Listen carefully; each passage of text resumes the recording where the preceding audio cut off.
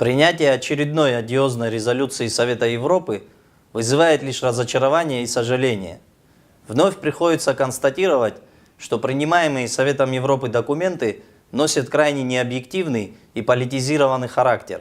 В данном контексте необходимо особо подчеркнуть, что все решения Совета Европы, так же как и других международных структур, принимаются без участия абхазской стороны, не отражают реальную ситуацию на местах и наносят серьезный вред процессу установления полноформатного межгосударственного диалога между сторонами. В принятой Советом Европы резолюции происходит грубая подмена понятий, в результате чего конфликту между Грузией и Абхазией пытаются придать грузино-российский контекст.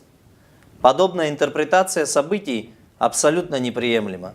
Хотелось бы напомнить представителям Совета Европы, что грузино-абхазский конфликт имеет глубокие исторические предпосылки, апогеем которого стала вооруженная агрессия Грузии в отношении Абхазии в 1992-1993 годах, направленная на тотальное уничтожение абхазского народа. К сожалению, Совет Европы и другие международные структуры стараются не вспоминать о тех трагических событиях, которые положили начало открытому грузино-абхазскому противостоянию. Такой подход демонстрирует полную ангажированность Совета Европы и никак не может способствовать урегулированию взаимоотношений между Грузией и Абхазией. Характерно, что принимаемые различными европейскими структурами документы не имеют юридической силы, не обязательны к исполнению и носят скорее популистский и пропагандистский характер.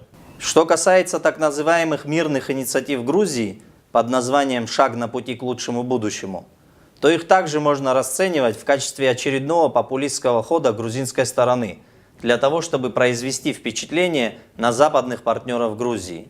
Министерство иностранных дел Республики Абхазия выражает серьезную озабоченность в связи с очередными тенденциозными решениями Совета Европы.